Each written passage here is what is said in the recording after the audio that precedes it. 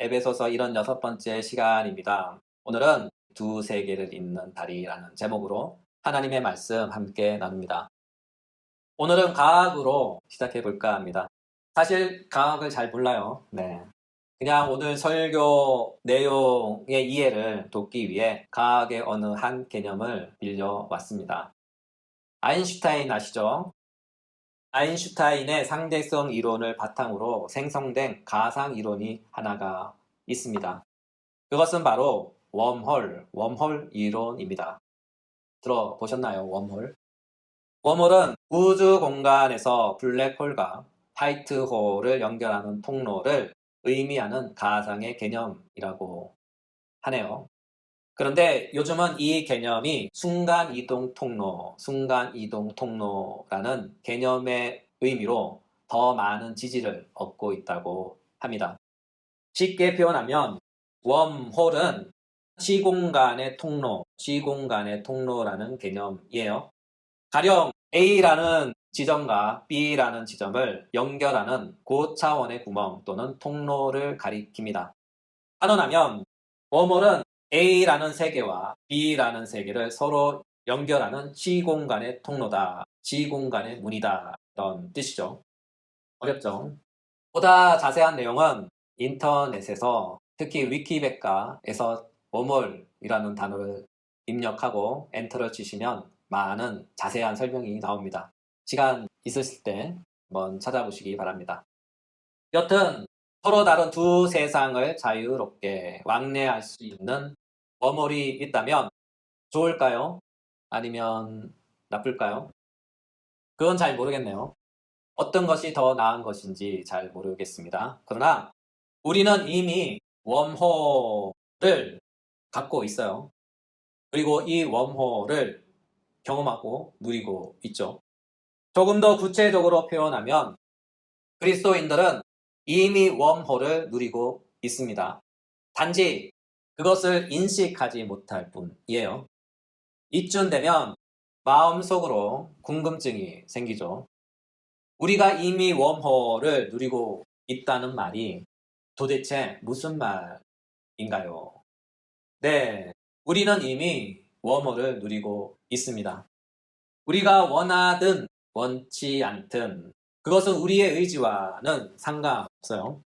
더 엄밀히 말하자면 기독교인들의 의지와 의사와는 전혀 상관없이 자동적으로 기독교인은 누구나 이 웜홀을 누리고 있습니다. 어떻게요? 바로 그리스도 예수 안에서. 그리스도 예수 안에서 말이죠. 예수 그리스도는 우리의 웜홀입니다. 이쯤 되면 또 궁금증이 생기죠. 아니 어떻게 그리스도 예수가 우리의 웜홀이 됩니까? 네, 이제부터 그 이유를 설명하려 합니다. 어떻게 그리스도 예수께서 우리의 웜홀이 되는지 설명하겠습니다. 그리스도 예수께서 우리의 웜홀이 되는 이유는 이렇습니다. 그리스도 예수께서는 두 세상을 잇는 다리입니다. 어떻게요? 한 세상은 죄의 세상이라 불리는 이 세상과 또 다른 한 세상은 의의 왕국이라 불리는 저 세상, 곧 영적 세상입니다. 하루라면 그리스도 예수는 이 세상과 저 세상을 연결하는 시공간의 통로인 세상의 웜홀입니다. 우리는 비록 이 세상에 살지만 그리스도 예수를 통해 우리는 저 세상에도 동시에 삽니다.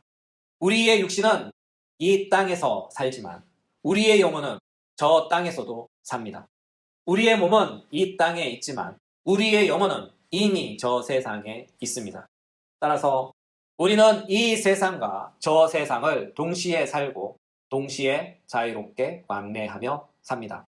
이와 같은 사실로 인하여 우리의 주님은 이 땅에 계실 때 당신의 제자들에게 이런 말씀을 하셨어요. 요한복음 1장 51절. 또 이르시되 진실로 진실로 너희에게 이르노니 하늘이 열리고 하나님의 사자들이 인자 위에 오르락 내리락 하는 것을 보리라. 이 말씀에서 예수님께서 하신 말씀, 곧 하늘이 열리고 하나님의 사자들이 인자 위에 오르락 내리락 하는 것을 보리라 하신 이 말씀의 뜻은 무엇일까요? 이 말씀이 의미하는 바는 예수님은 하늘이라 불리는 영적 세상, 다시 말해 저 세상을 향해 열린 문이라는 뜻이에요. 과학적 개념으로 설명하자면 이것이 바로 웜홀입니다. 영적 세상과 이 세상을 연결하는 워홀이 바로 예수님입니다. 이것을 성경적 표현으로 이렇게 표현해요. 예수님은 하늘 문이시다. 그렇습니다. 예수님은 이 세상에 열린 하늘 문입니다. 예수님은 이 세상과 영적 세상을 연결하는 웜홀입니다.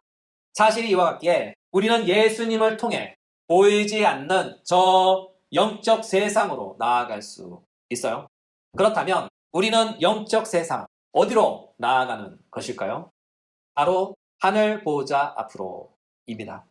영적 세상의 하늘 보좌 앞은 우리가 그토록 바라고 간절히 만나보고 싶었던 그분이 계시는 곳이죠. 바로 우리의 하나님이 계신 곳입니다.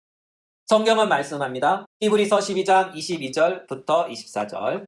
너희가 이룬 곳은 시온 산과 살아계신 하나님의 도성인 하늘의 예루살렘과 천만 천사와 하늘에 기록된 장자들의 모임과 교회와 만민의 심판자이신 하나님과 및 온전하게 된 의인들의 영들과 새 언약의 중보자이신 예수와.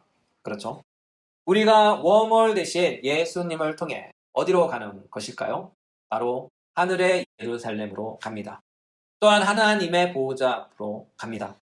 그곳은 하늘나라의 천만 천사들이 있는 곳이며, 그것은 우리의 믿음의 조상들이 있는 곳이며, 그것은 하나님의 생명책에 기록된 모든 의인들의 영들이 있는 곳입니다. 우리는 비록 지금은 아직은 그리고 여전히 이 땅의 육체에 묶인 바 되어 우리의 몸으로는 육체로는 그곳에 갈 수 없지만, 그러나 우리의 영혼은 그리스도 예수 안에서 그리스도 예수를 통하여 자유롭게 언제든지 하늘나라로 나아갑니다.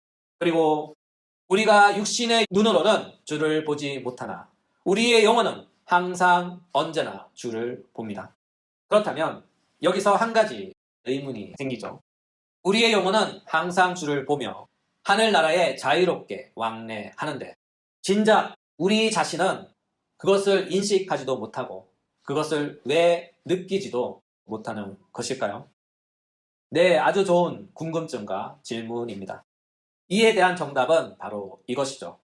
죄 때문에, 그리고 코앞에 닥친 인생의 문제들 때문에 우리는 육신으로는 그것을 인식하지 못하는 거예요.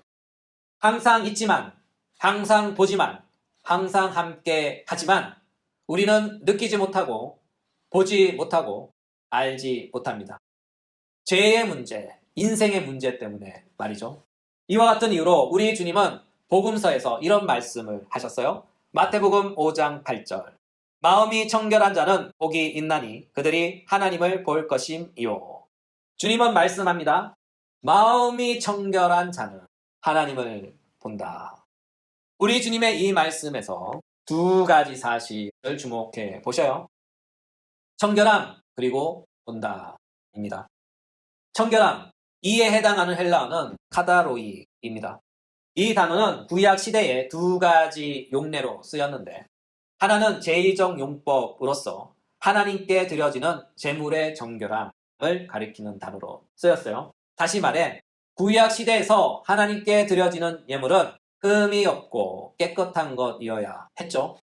이처럼 하나님께 나아가는 자는 흠이 없는 제물과 함께 외형적으로 깨끗해야 했어요.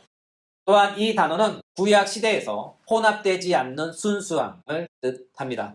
가령 하나님의 백성은 육축을 다른 종류와 교배시키지 말아야 하며, 한밭에 서로 다른 두 종자를 섞어서 뿌리지 말아야 하며, 두 재료로 직조된 옷을 입어서는 안 된다 하는 것들이죠. 이에 따라 이 단어는 두 마음을 품지 말라. 다시 말해 이중적인 마음을 품지 말라. 오직 하나님을 향해 한 마음만 가지라 하는 뜻입니다. 따라서 이 단어의 요점은 보기에 그의 행실이 흠이 없어야 하며, 또한 마음으로는 한 분 하나님만을 모셔야 한다는 그런 뜻입니다. 이와 같은 이유로 우리 주님은 이렇게 말씀하셨어요. 마태복음 22장 37절. 예수께서 이르시되 내 마음을 다하고 목숨을 다하고 뜻을 다하여 주 너의 하나님을 사랑하라. 내 마음을 다하고 목숨을 다하고 뜻을 다하여 주 너의 하나님을 사랑하라 라고 우리 주님이 말씀하셨죠. 또 이런 말씀도 하셨어요. 누가복음 16장 13절. 집 하인이 두 주인을 섬길 수 없나니 혹 이를 미워하거나 저를 사랑하거나 혹 이를 중히 여기고 저를 경히 여길 것임이니라. 너희는 하나님과 재물을 겸하여 섬길 수 없느니라. 우리 주님은 말씀하시죠. 마음에 두 마음을 품는 자는 하나님을 섬길 수 없다. 환원하면 우리의 마음에 세상을 향한 꿈과 내 인생의 성공을 품고 있으면서 동시에 하나님을 향한 꿈과 하나님 앞에서의 성공을 품을 수 없다는 거예요. 쉽게 말해서 한 번에 두 마리 토끼를 다 잡을 수 없다 하는 그런 뜻이죠. 여러분은 어떠셔요? 여러분의 마음은 어떠합니까? 한 손은 세상의 것을, 또 다른 한 손은 주님의 것을 붙잡고 있진 않습니까? 우리 주님은 말씀합니다. 두 마음을 품는 자는 하나님을 섬길 수 없다. 여러분, 두 마음을 품는 것은 욕심입니다. 이것도 갖고 싶고 저것도 갖고 싶죠. 이것도 놓치기 싫고 저것도 놓치기 싫죠. 그냥 둘 다 갖고 싶은 거죠. 우리 주님은 말씀합니다. 그건 어렵다. 그건 안 된다. 하나만 선택해. 사랑하는 여러분, 지금 우리의 마음을 붙잡고 있는 것은 무엇입니까? 그리고 그것이 하나님을 향한 마음입니까? 아니면 내 자신의 행복을 향한 마음입니까? 우리 주님은 단호히 말씀합니다. 두 마음을 품은 자는 하나님을 섬길 수 없다. 저는 권면합니다. 여러분의 마음이, 우리의 마음이 하나님만을 섬길 수 있기를 권면합니다. 또한 우리의 사도께서 이것을 이렇게 말씀하셨어요. 빌립보서 2장 5절. 너희 안에 이 마음을 품으라 곧 그리스도 예수의 마음이니. 그렇습니다. 우리가 가져야 할 마음은 오직 하나입니다. 바로 그리스도 예수의 마음입니다. 그리스도 예수의 마음은 어떤 마음일까요? 그리스도 예수의 마음은 바로 이것이죠. 예수께서 이르시되 내 마음을 다하고 목숨을 다하고 뜻을 다하여 주 너의 하나님을 사랑하라. 그렇습니다. 우리는 이 세상을 살면서 오직 한 마음을 가져야 하는데 그것은 바로 그리스도 예수의 마음이죠. 그리스도 예수의 마음은 바로 우리의 마음을 다하고 목숨을 다하고 뜻을 다하여 하나님만 사랑하는 것입니다. 이와 같은 이유로 저는 사도의 말씀을 받아 여러분께 사도의 말씀을 전합니다.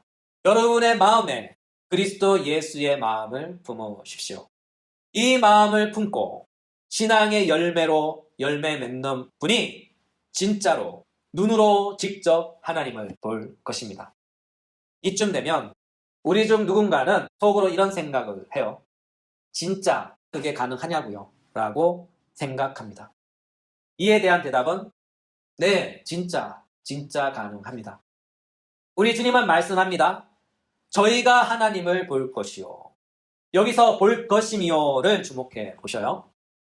이에 해당하는 헬라어는 옵손타이인데 이 단어는 히브리어 라와 관계된 단어로서 히브리어 라는 눈으로 보다, 마음으로 보다는 뜻으로 직접 체험하고 경험함으로써 본다라는 뜻을 갖고 있어요. 이와 같은 까닭에 마음이 정결한 자는 그의 마음으로 뿐만 아니라 그의 두 눈으로 주를 직접 보고 경험하는 줄 믿으시기 바랍니다. 왜냐하면 이것은 우리 주님의 약속이기 때문이죠. 그렇다면 또 속으로 이런 질문이 생겨요. 에이, 그것은 주님 말씀이고요. 실제로 그런 일이 있냐고요. 이에 대한 대답은 네, 있습니다. 우리 예를 한번 찾아볼까요? 사도행전 7장 55절, 56절. 스데반이 성령 충만하여 하늘을 우러러 주목하여 하나님의 영광과 및 예수께서 하나님 우편에 서신 것을 보고 말하되 보라 하늘이 열리고 인자가 하나님 우편에 서신 것을 보노라 한대. 그렇죠? 스데반은 우리와 같은 사람인데 그는 두 눈으로 직접 열린 하늘을 보았고 또한 열린 하늘을 통하여 하늘에 계신 하나님을 보았던 사람입니다. 이 말을 들으면 또 어떤 분들은 속으로 이런 말씀을 하셔요. 에이, 그건 성경 이야기이잖아요.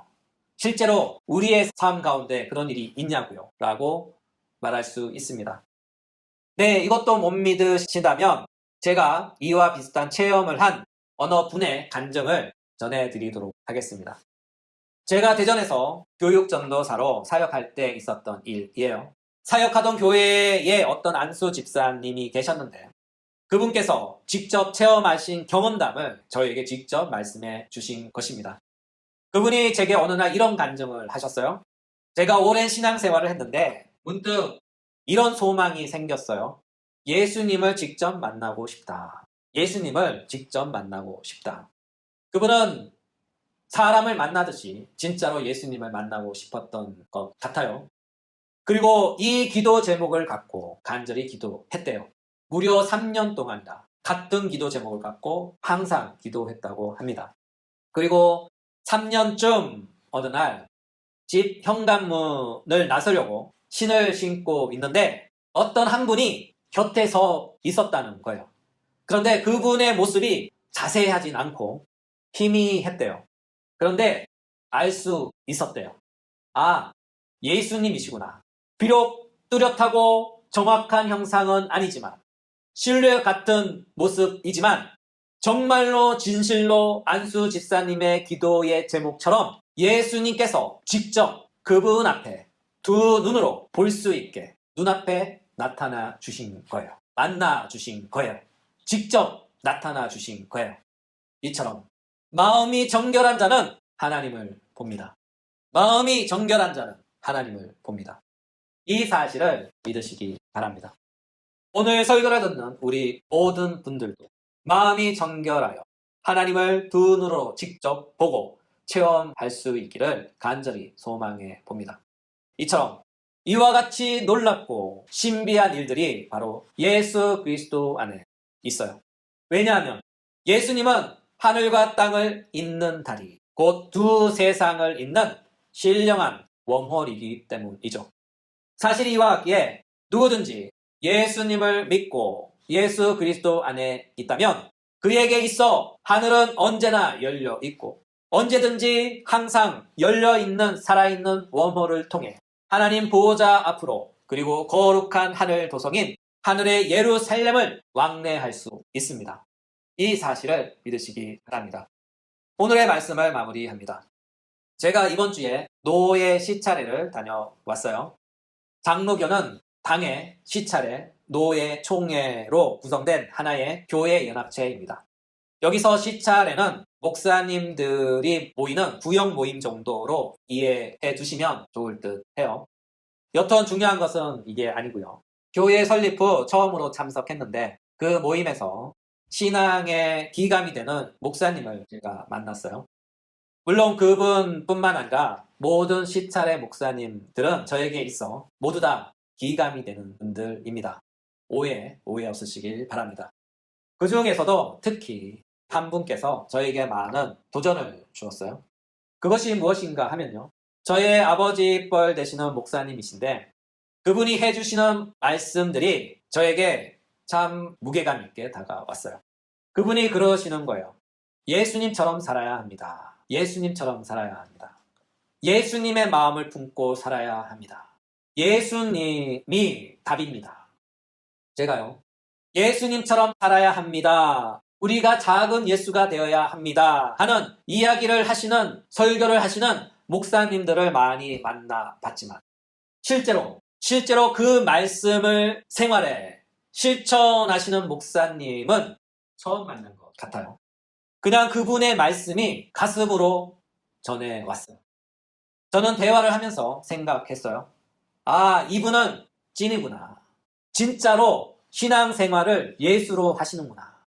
그리고 이런 생각이 들었어요. 아, 내가 예수님을 만났구나. 여러분, 한 가지 확실히 알아야 합니다. 나는 알지 못하지만, 나는 경험하지 못했지만, 우리 중 누군가는 이미 경험하고 체험하며 누리고 있습니다. 바로 이 세상과 저 세상, 이 땅과 영적 세상을 연결하는 예수 그리스도를 통하여 매일 두 세상을 경험하며 체험하며 누리고 사시는 분들이 있다는 것을 알아야 합니다. 그런 사람들을 우리는 이렇게 부르죠. 작은 예수님. 예수님의 마음을 품고 예수로 인생을 살아가는 진실한 그리스도인들입니다. 여러분, 찐 그리스도인이 하늘나라를 봅니다. 여러분, 작은 예수님들이 하늘과 땅을 왕래합니다. 살아계신 하나님을 만나고 하늘의 도성을 걷고 먼저 하늘 시민으로 살아가시는 의인들의 영들을 마음으로 영으로만 보는 것이 아니라 육체로 두 눈으로 봅니다. 사랑하는 여러분, 저를 비롯한 우리 모두는 이 땅에서 예수 그리스도의 마음을 품고 작은 예수로 살아갑시다. 찐 그리스도인들이 됩시다. 그리고 우리 모두 찐 그리스도인, 작은 예수가 되어 영혼으로뿐만 아니라 우리의 육신으로도 우리에게 열린 하늘문인 예수 그리스도를 통하여 하나님을 직접 보고 이미 임한 천국을 이 땅에서 맛보아 누리시는 작은 예수님들이 되시길 예수님의 이름으로 축복합니다.